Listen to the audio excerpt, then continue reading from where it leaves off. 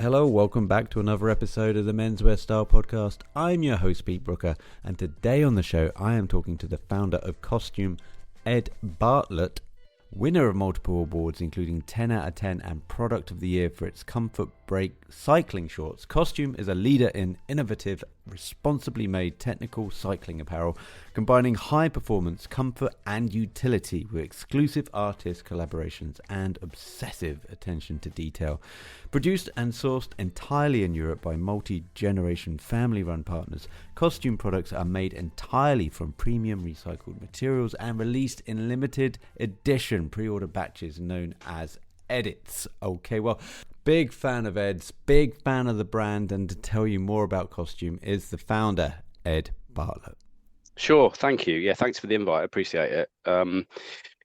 Well, it's a kind of coming together of lots of different things like personal passions, hobbies, opportunities. So, I mean, I guess from my perspective, I don't really like the word, but it's a kind of much abused word, but I've been an entrepreneur for 22, 23 years now. And I've kind of made a career of doing things I'm passionate about rather than, the usual career paths that people sometimes sort of blindly go on from school. I wasn't particularly scholarly. I was very creative. And, back in those days, there wasn't much room for creativity. I went to art college and mucked about for a couple of years instead of university and fell into making computer games. I did that for 15 years at a time where that was it is still very exciting, but it was incredibly exciting.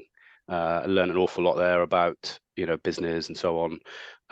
And then I went into the art world. After that, I founded a business. I was the first company to kind of put brands into video games, right? So we got into the stage with video games where it was so realistic that we were going to brands saying, please, can we put your brand in our game to make it look more real? What kind of games were these? These were, PlayStation, Xbox, sort of console games, that sort of era. So long story short, I set up a business and raised a lot of venture capital money.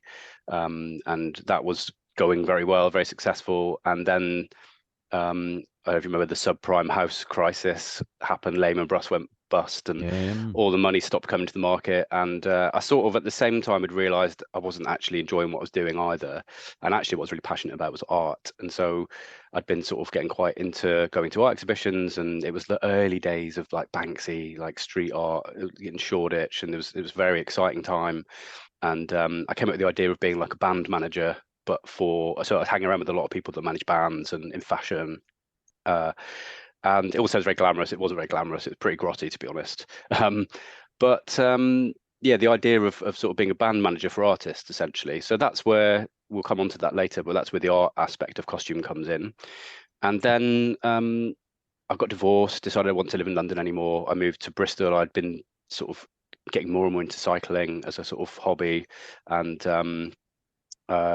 got quite into long distance riding. So, sometimes 300 kilometers in a day, like 12, 13 hours, sometimes riding overnight. It's a bit of a niche, but it's a really growing niche, and people are spending more and more time riding longer distances, exploring more. And what happens with that is that you find the limits of your kit very quickly, whether that's your bike, but especially the apparel.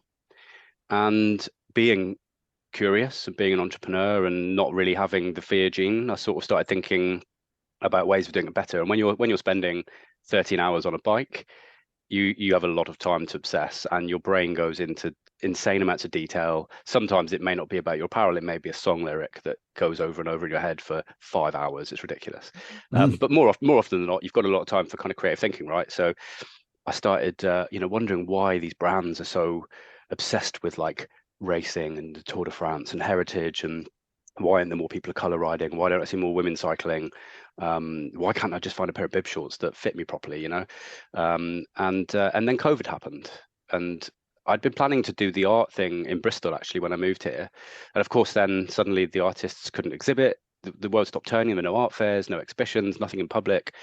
And that for me was a sign, really. It was like while the world has stopped turning, basically, I'm going to throw myself into this.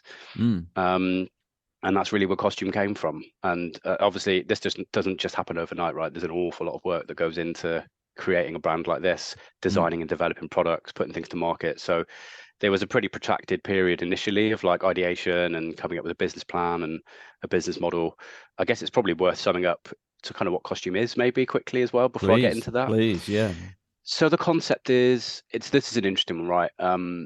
I'm it's funny, I haven't been in the art world where the kind of less is more is the kind of statement, right? Like that's the thing in the art world. I'm not very good at it sometimes. And funnily enough, my art shows got quite a lot of interest because I used to do very intense lighting. I actually worked with a guy that used to light car shows, these big at the NEC and places like that. And we had a very different aesthetic and people really liked it.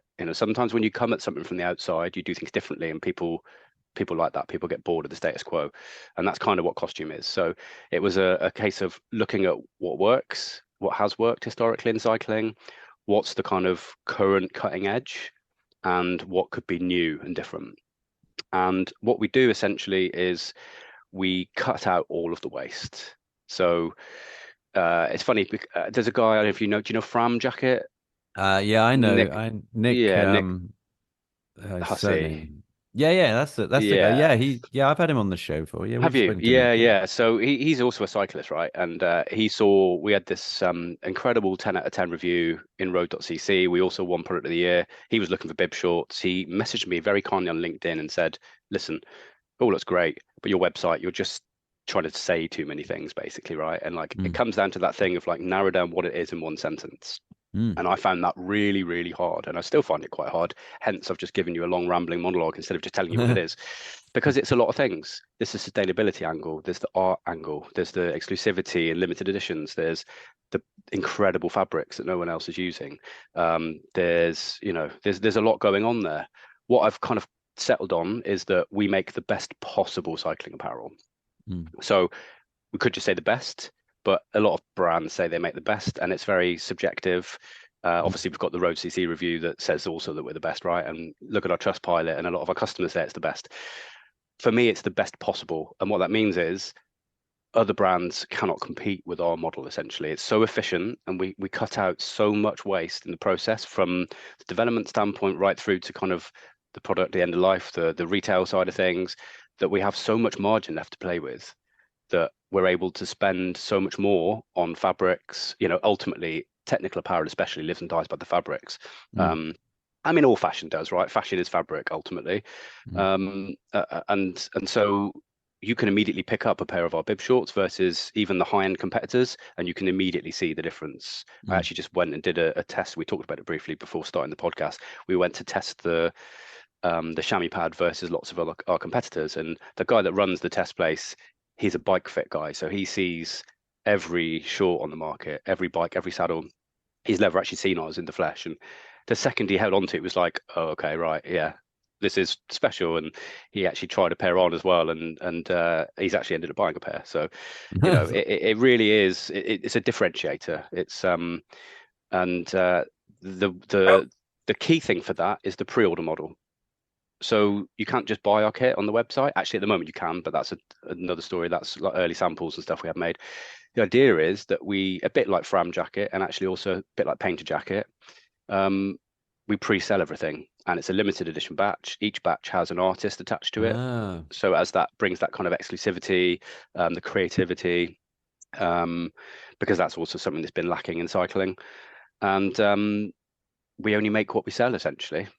And Okay. so you just have that incredible efficiency of stopping all of that waste before it happens. I think when you see what goes into making a product, like we're all wearing clothes, well, hopefully we're all wearing clothes. Some of us may not be. But I'm when you wearing my go, top half, but that's yeah, yeah, we do have the camera on, and yeah, I but can't see that's that, thankfully. that's because we've got the windows open and you're on the Sure, call. sure, That's sure. that's just for a bit of dignity. But I think like when you actually see what goes into it, it's impossible for me to imagine wasting one of our pieces of kit. It's Mm. like, and yet brands, most fashion brands, the vast majority of fashion brands, that's the business model. They don't know what they're going to sell. There's these huge guesses about what they're going to sell. The factory minimums are such that you're making Mm. in Mm. some of the extreme ends of the size breaks. You're not going to sell all of those, and so it's all baked into the model. And when you then also factor in those extra volumes, the extra shipping, the extra logistics, the warehousing, the retail side of things, it's just an unbelievable amount of waste that's Mm. baked in. Well, especially as you're a new company and a new brand, right, in this field, And I say this all the time. Everybody who I've ever met has got an idea for a t-shirt and they think it's the best idea and they fall in love with the idea. They order thousands and thousands and then realize, oh, I just spent all that time and money on the idea that I fell in love with and didn't put any time into marketing or thinking how I can sell this or getting an audience engaged. And now all those boxes are sitting in their mum's garage and they'll be there for in perpetuity. So you have like a limit to what you can do just on your own with one idea. What I wanted to know, Ed, is how did you get your first batch basically off the ground? Who were you approaching in the very early days with regards to the fabrics, with regards to the designs? What were those early steps like for you? Well, I was very, very fortunate, and there's a lot of serendipity involved, I think, in business, and I know a lot of other company founders in many different disciplines, and every single one of them will tell you that there's been like real moments of serendipity. And it's that thing of you make your own luck, right? You put yourself out there, there's more chance of that luck happening, right? I don't actually believe in luck, but there is the thing of you put yourself out there and there's more chance of those things happening. I have a friend who I used to ride with back in the day. He was working for Tracksmith, which is like the running Rafa. If I had to sum it up in a word, it's, I actually think the founder was one of the original founders of Rafa. I could be wrong, but anyway, I was talking to him about people that he might know, because obviously I have no fashion background at all, right? Like I'm a passionate consumer. I have friends in the industry. I've got Mm, better than zero base knowledge because of that, but I don't know how to I don't know how to tech pack, for example. hmm Um, However, he knew this woman who had been quite early in Rafa and was quite senior there on the kind of technical side of things. And funnily enough, she was just setting up a consultancy to help new small independent brands with a sustainability focus to do their thing. So it Wow. was just a freak of timing. She was the exact right person at the right time, and she was willing to work with someone like me who had some crazy ideas and was willing to take big leaps and big risks. And between the two of us, we did it. And I should say who she is actually, Demi Johnson. It's always good to give people a name drop. And she was instrumental in sort of tempering some of my crazier ideas, and but also being flexible enough to kind of you know skip some of the processes that larger brands probably would do to kind of test some concepts. And between the two of us, we've been able to launch with 7 products in male and female, which for a new brand in the cycling world actually is quite bizarrely, it's quite unusual. It's still very male centric, Mm. and obviously win all these awards. And yeah, I definitely couldn't have done it without her. On the fabric side of things, it's something I've always been quite obsessed with, I think. And basically, I just spent an inordinate amount of hours with fabric samples, um, with a list of sort of filters, right? So like it had to be 100% recycled, it had to be nearshore sourced, etc. So we've ended up with some pretty amazing, Italian. And again, because we've got all of that room in our margin, we can afford these fabrics, right? So our cycling bib fabric, we're the only brand in cycling using it because it's just so expensive, right? And Mm. if you read the Road CC review, the guy says it's the single best thing I've put next to my skin. Mm. So it is a real differentiator. And what's interesting is when you go through all these fabrics back to back and then you stumble upon one, it's like a real eureka moment. It's and then what I do is I don't settle on that. I then use that as my benchmark to find one that's slightly better. Mm. And so yeah, I just spent a huge amount of time stretching fabrics over my knee and window painting it, and getting it wet and drying it, and yeah, that's been the basis of the whole range, really, finding those unique fabrics. And if you read the customer reviews as well, that's what people really notice. Cool. Oh, that's a really good review, and I think we spoke offline about how important that is for a young brand as well to get a review like that, and how rare it is, to have someone that high up to give you that kind of accolade. I want to know a little bit more about the pre-ordering though. So how many you say you don't ship or you don't produce until you have all the pre-orders in, so they see the designs, they know what they want, and then you go to make them. Is there like a ceiling of how many you need to hit, like a mark of how many pre-orders you need to hit before you hit production? It's a good question, and it is actually a differentiator for us because this model relies on a good supply chain, right? And we've, because we're able to spend more money on the manufacturing partners and the manufacturing, it means that we're able to lower those minimums. So if you were to go to some of the factories our competitors are using, the minimums are so high it just wouldn't work as a business model. So yes, that flexible supply chain. Both our factories are European. They're both multi-generation. They go back 20, 30 years. They're family run. They also have like huge focus on sustainability. One of them just spent €1 million on solar panels, for example. And both of them bought in to what we were doing from day one, right? So we really very clearly spelled out the aim of the brand, what we're trying to solve and fix, what the future aspirations are.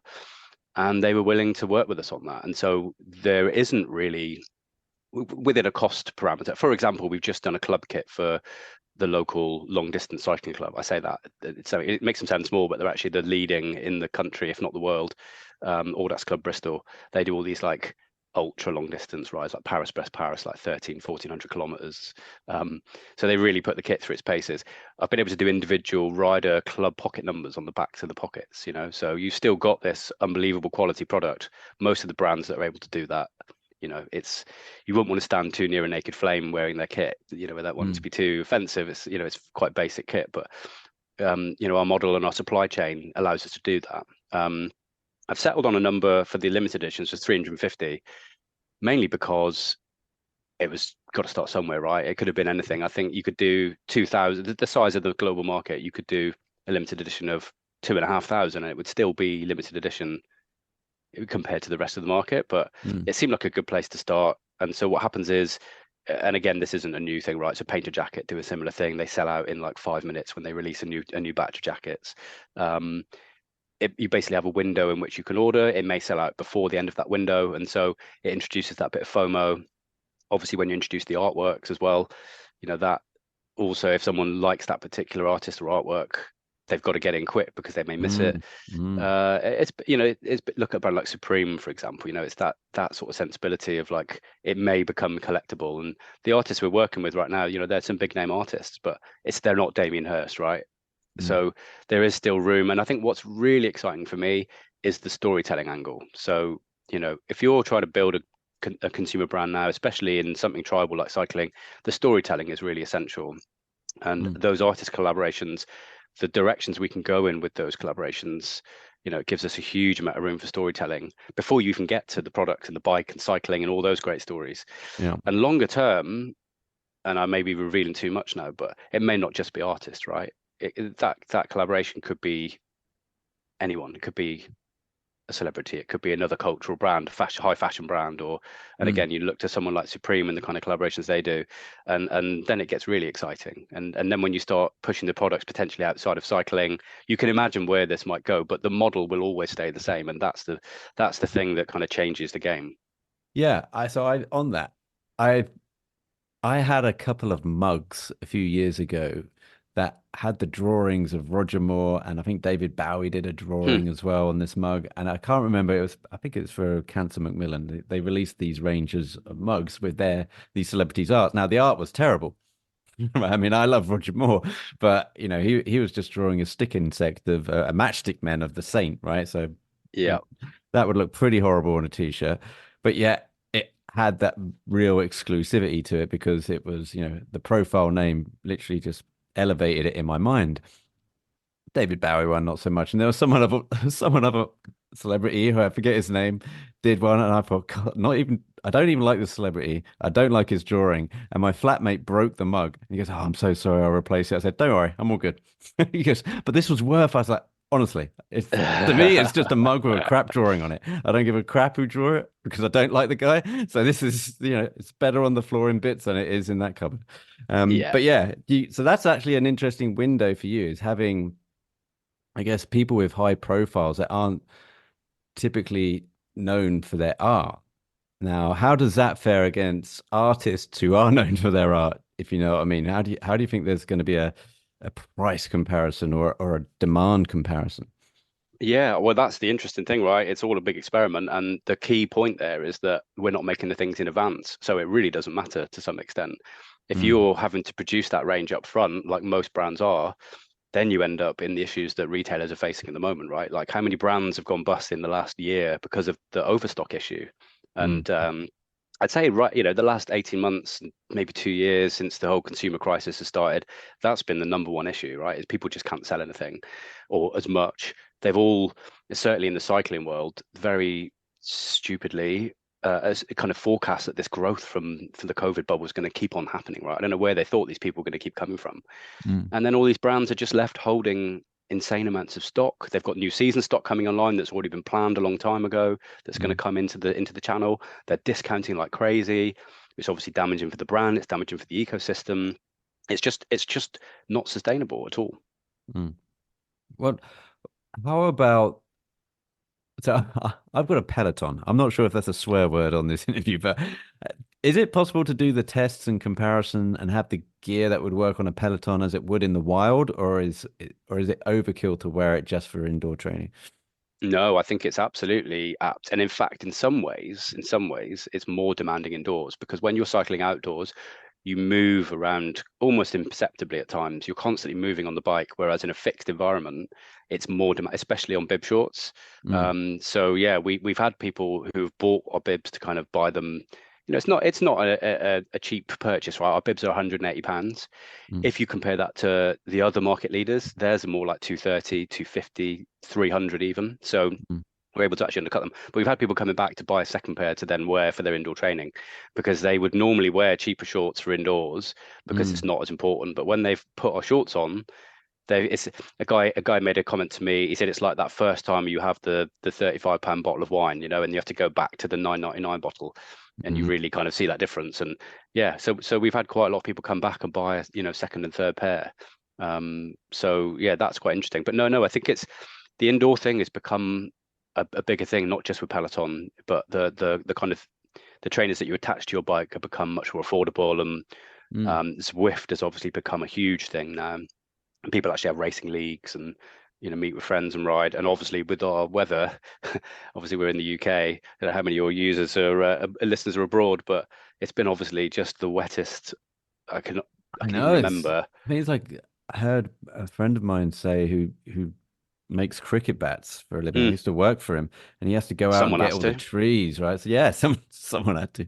Uh, they have to get these trees, like they grow the willow, and it's like 120 years, like the wettest season that we've ever had. And I'm like, yeah, I think it's actually getting to the point now where we all need to move to Florida, Mm, and maybe just come back when there's some kind of a full cycle of I'll tell you something weather. absolutely ridiculous, right? So I live very near to a lake, and it's an old quarry, limestone quarry. And for about 102 years, it's been a private swimming club.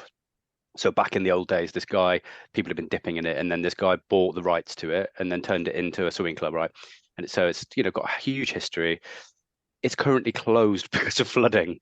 Oh wow, The lake has flooded yeah, so much that you can't see the edge of the lake or the barriers or even the handrails that go in. So wow. it's just the most ridiculous thing I've ever heard. You can't go and use the local swimming lake because the lake is flooded. That's like Yeah. nature reclaiming it, though. It's like, come on, nature's free, isn't it? It Everyone looks have a go. beautiful. Someone shared a photo the other day and it looks amazing. So anyway, I'm looking forward to coming back because I'm missing my swims. But yeah, I Yeah, just thought that was pretty funny. So interesting. yeah, anyway, I we was think digress. I digress. Well, I led you down the path, but I'm thinking also what sprung to mind whilst I was looking at the brand and the website and the designs, which by the way you can also see on Instagram. You've got all the links on the website, but on Instagram it's costume.cc again with a K. Is it's very design driven in terms of the looks, the actual colors and everything else, the patterns. And I'm thinking people that typically are artists aren't really cyclists, I find. Like I don't find too many ripped Damien Hirst wannabes, or shredded, you know, Bradley Wiggins. Well, that's not a good example, but do you know what I mean? It doesn't feel like Yeah, one that transcends or should be in the other. So are you, is it ever a struggle to get hold of artists and say, this is my idea. I want you to do something with regards to fitness? sure. Well, that's a very good question as well. I think there are two parts to that question. One is the consumer side of things, right? So I obviously had a very strong inkling from my own personal network and experiences that the cyclists that I was riding with and that I knew personally were very creative people. They were graphic designers, or they were interested in the creative arts in some way. So that was the original hunch. The other part of that then is the personal relationship side of things. So because obviously I've spent the last 10, 12 years in the art world, I have those relationships on a peer level. So I've kind of proven my worth. I've done some projects that people have bought into that have been extremely successful. And so I'm able to kind of gain those artists' trust to kind of jump into this new idea. And also, like, we're not the first brand to have done artist collaborations in the cycling world. We are the first to kind of probably, build our entire ethos and everything around it. And certainly to do it with the kind of rigor that we're doing, like treating it almost like an exhibition in terms of all of the content we create around it is driven by the artwork. But yeah, I think ultimately it comes down to the opportunity, and that stems from the consumer. And I did some research. Obviously, hunch is one thing, but backing it up is important. And the number of people, and these weren't people in my network, these were people that I purposefully pushed out beyond my network so that I wasn't getting confirmation bias. The number of people that said they owned an original artwork, or they were planning to buy one, or they went to exhibitions regularly, what surprised even me. It was very interesting to see. And it all comes back to this change in demographic. And I think I started this whole podcast by talking about my experiences of like being frustrated, everything being focused on heritage and racing and performance and suffering. And that wasn't what I was riding for. And it wasn't what I was seeing other people that I was riding with. And we're not talking like 2 or 3 people. We're talking about 150, 200 people, pretty decent sample base, very different people. And yeah, that has been borne out. And I think COVID played a role in that. I think the boom that we've seen in the cycling world, people coming into it for the first time, lapsed riders coming back to it. I got the peloton in COVID. Well, there you go. Yeah, exactly. Runners have been switching to cycling, or like starting cycling as well. And so those people coming in, and again, I've also got hard numbers to back this up. This isn't just a hunch, they're riding for different reasons. They're riding for freedom, adventure, exploration, in groups, on road, off road, sometimes in the same ride. They're doing like multi-day events. They're wild camping and bike packing, and that's really where the market's going. And I think a lot of the incumbent brands have been very stuck in this kind of narrow field of view of it being the old version of cycling, which was very one-dimensional, training, suffering, racing. I think I only know about 3 people that race, and even then, they do it more for fun than, obviously it's painful, it's suffering, but yeah, and yet that's where the majority of the industry marketing focuses on. Interesting. Yeah, I just want to dial back a second. I remember getting the Peloton for the first time. I think it's a Model 1. I think I paid, I don't know, about 1,500 for it. But the point is, about a week later, I get an email from Peloton saying, "Hey, we're bringing out a new bike this week, and this new we want to give you like 400 quid back because we know that you bought the old model, so we've just refunded you 400 quid. Go play with it." I was like, "Wow!" I was like, "This is amazing!" Like waking up, it's like 7 in the morning, and I've already got like 400 quid richer, right? I'm thinking, do I tell the girlfriend? Am I the good man? Am I the honest guy? Or do I just think that 400 quid, I could use that. I could go places with that. I could have a night or out you could with buy the lads. two new pairs of costume bib shorts. Exactly. I mean, that was my next thought. I can get some costume wear. And I thought, and I went, nah. So I went into the bedroom and I woke her up and I said, "Look, you wouldn't believe it, I got 400 quid back." And she goes, "Yeah, I already know. Daily Mail brought an article out." And she was like, reading the Daily Mail on her phone. And I was like, "Well, I did the right thing then, right? Do I not get a reward or go make me some pancakes?" I don't know, something like that. So that was that. But listen, Ed, I've gone off the rails, but it's been really interesting listening to you. And costume.cc, again, costume with a K, is the place people can go and check it out. And I recommend they do. Any plans for bricks and mortar? I'm gonna guess that we're not in. That's a really good question as well. You got some good questions tonight. So it's an interesting one, right? So cycling's been taken a bit of a hammering recently. I've spent a lot of time in the last year or so talking to investors, right? So I don't need a huge amount of investment because the model's so good, but it would be very helpful in terms of scaling things up a little bit. And so it's quite interesting hearing some of the chat that comes back from investors. And what you hear at the moment is cycling's dead, e-commerce is dead, direct to customer is dead. I'm so bored of this, like, it's very... Everyone's Anyway, so negative. Yeah, that's a whole other podcast. There's a whole podcast to be done just on that, and it's not got anything to do with menswear or fashion. So we'll leave that one. But there's a lot of frustration there, and the fact is, it's utter bullshit. Like, those things aren't dead. We've seen a realignment in those things from a bubble. That doesn't mean they're not incredibly exciting, right? There are some people doing incredible things with e-commerce, direct to customer, the freedom that it gives you as a brand, and the things that you can do, and not just the financial freedoms, the creative freedoms and so on. However, retail is also not dead, right? Physical retail isn't going away, and it's been very interesting seeing some of the innovations, some of these kind of pop-ups, and interesting, quite a few that have been coming from more e-commerce focused brands that are then moving into bricks and mortar. And again, like I said before, coming at it with a different sensibility, right? They don't have that traditional inbuilt view of what retail should be. It's more experiential and so on. And so I don't think we'll ever, and never say never, I'll listen back to this in 5 years and let's see, but I don't think we'd ever have permanent fixed spaces. But I made my name in the art space by doing pop-ups, taking over like empty spaces and putting on like incredibly well produced, fully featured shows.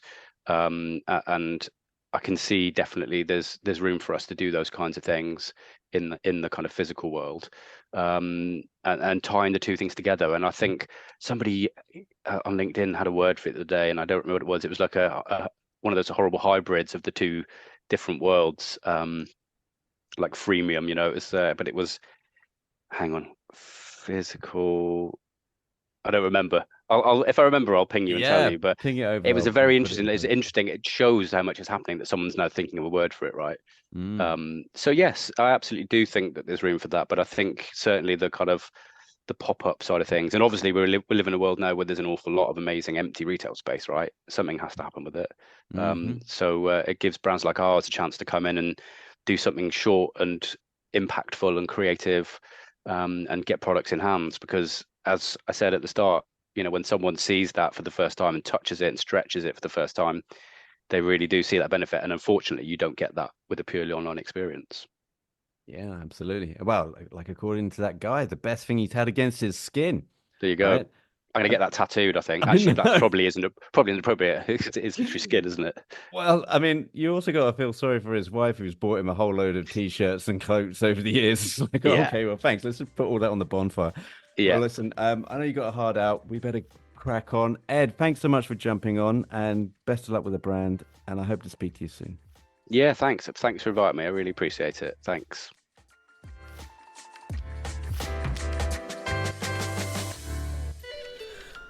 You've been listening to the Menswear Style podcast. Be sure to head over to menswearstyle.co.uk for more menswear content, and email info@menswearstyle.co.uk if you would like to be a future guest on the show. Finally, please help support the show by leaving a review on iTunes or wherever you're listening to this podcast. Until next time.